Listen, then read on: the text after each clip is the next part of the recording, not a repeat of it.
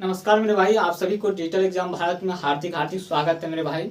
आज मैं साइंस की 5 क्वेश्चन आपके साथ साझा करने जा रहा हूं, जो कि बहुत इंपॉर्टेंट जबरदस्त क्वेश्चन है मेरे भाई।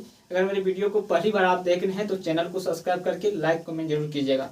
आइए मैं चलता हूँ आपके साथ। ये 5 क्वेश्चन क्या है आपको बताने के लिए मैं कोशिश करता हूँ मेरे भाई। पहला क्वेश्चन है कि शरीर में ऊतक का निर्माण कहाँ से होता है।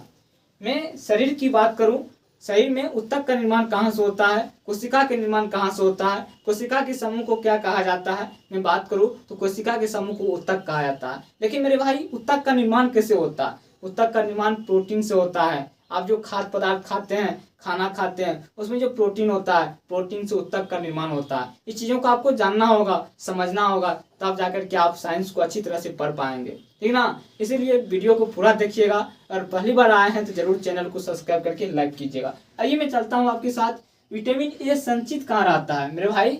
जो विटामिन बनता है शरीर में, ये संचित कहाँ रहता है। ये यकृत में संचित रहता है मेरे भाई। यकृत में संचित रहता है, यानी कि लीवर में संचित रहता है। लीवर में संचित रहता है मेरे भाई, लीवर में संचित रहता है। इस चीजों को आपको याद रखना, ठीक ना। विटामिन ए कहाँ संचित रहता है, ये लीवर में संचित रहता है। उसके बाद है लार में पाए जाने वाला एंजाइम को क्या कहा जाता है।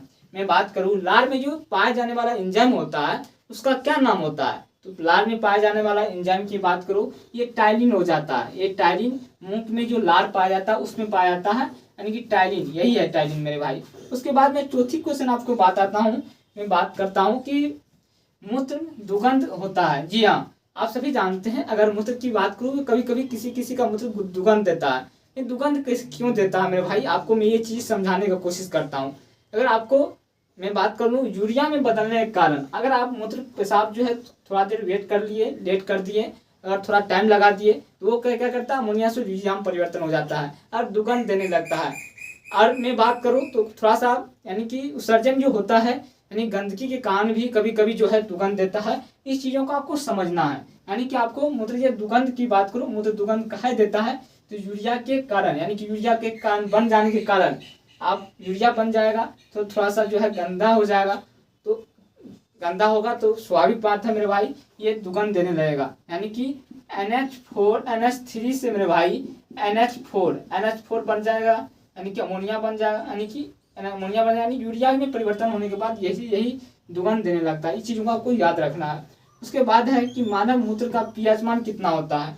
ये मेरे भाई मानव मूत्र की pH मान की मैं बात करूँ तो ये 6 होता है। कितना होता है, 6 होता है। इस चीज़ों को आपको याद रखना है कि मानव मूत्र का pH मान कितना होता है, 6 होता है। मानव की शरीर का pH मान, मानव की रक्त का pH मान कितना होता है मेरे भाई।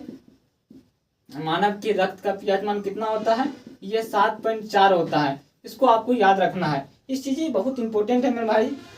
मनुष्य के रक्तचाप कितना होता है।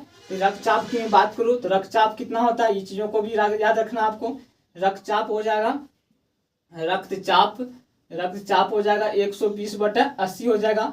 ये चीज़ें भी आपको याद रखना है। मानव रक्त ये भी याद रखना है मेरे भाई। और शरीर की सबसे कठोर तत्व क्या चीज़ होता है, तो शरीर की सबसे कठोर तत्व की मैं बात करूँ, ये एनामल हो जाएगा। एनामिल हो जाएगा। यही एनामल या एनामिल कहा जाता है बायोलॉजी में मेरे भाई। ये चीज़ शरीर की सबसे कठोर अंग यही है। तो ये चीज़ों को आपको याद रखना है। मैं आशा करूंगा ये चीज़ आप समझ गए होंगे, और समझ गए होंगे तो मेरे भाई आपको अब एग्जाम में ये चीज़ें नहीं छूटेगी। और पहली बार मेरी वीडियो को देख रहे हैं तो जरूर चैनल को सब्सक्राइब करके लाइक कमेंट जरूर कीजिएगा। और अगली वीडियो में क्या चीज़ पे लेकर आऊँ जरूर कमेंट बॉक्स में लिखिएगा। यहीं पर भी वाणी को मैं विराम करता हूँ। जय हिंद, जय भारत।